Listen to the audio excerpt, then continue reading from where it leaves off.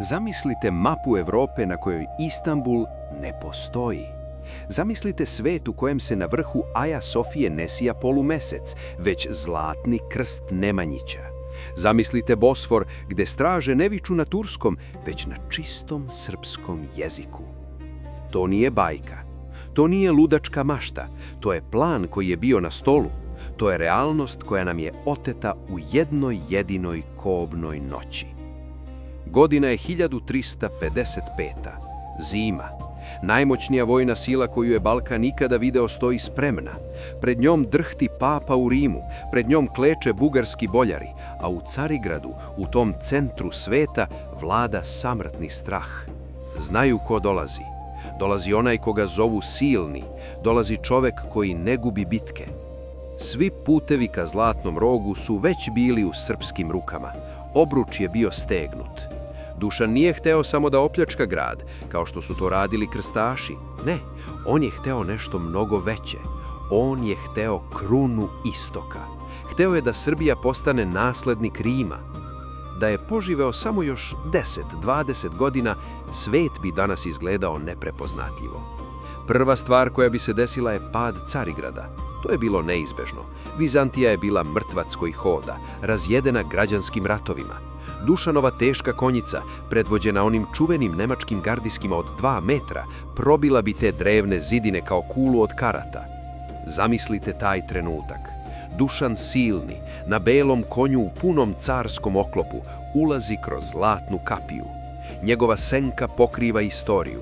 Ulazi u Aja Sofiju, najveću hrišćansku svetinju. I tu, pod tom ogromnom kupolom, ne služi se grčka, već srpska liturgija. Patrijarh mu na glavu stavlja krunu cara svih pravoslavnih hrišćana. Srbija u tom trenutku postaje svetska imperija. Prestonica se seli na more. Naši trgovci kontrolišu kapiju između Evrope i Azije. Svo bogatstvo puta svile sliva se u srpske riznice. Ali ono najvažnije tek sledi. Ono zbog čega se svakom Srbinu steže srce. Da je Dušan ostao živ, Turci nikada ne bi prešli u Evropu. To potpisujem. On je bio jedini koji je video opasnost koja dolazi iz Male Azije. Dok su se drugi evropski vladari bavili sitnim spletkama, Dušan je spremao vojsku za taj sudar. Da je on komandovao odbranom Balkana, Osmanlije bi bile zaustavljene još na Galipolju. Ne bi bilo Maričke bitke, ne bi bilo Kosovskog boja. Lazar Hrebljanović ne bi bio knez mučenik koji gine braneći srpstvo, već bi bio jedan od uvaženih generala u moćnoj srpskoj armiji koja gazi neprijatelje. Miloš Obilić ne bi morao da se žrtvuje u očajničkom jurišu da bi ubio sultana, jer sultan ne bi smeo ni da kroči na srpsku zemlju. 5 vekova ropstva, danak u krvi, rušenje naših manastira, nabijanje na kolac, ništa od toga se ne bi desilo. Balkan bi ostao hrišćanski beden, tehnološki i kulturno ispred zapadne Evrope. Beograd i Carigrad bi bili centri nauke i umetnosti, a ne granica između dva sveta. Ali sudbina je surova. Ili možda nije bila sudbina.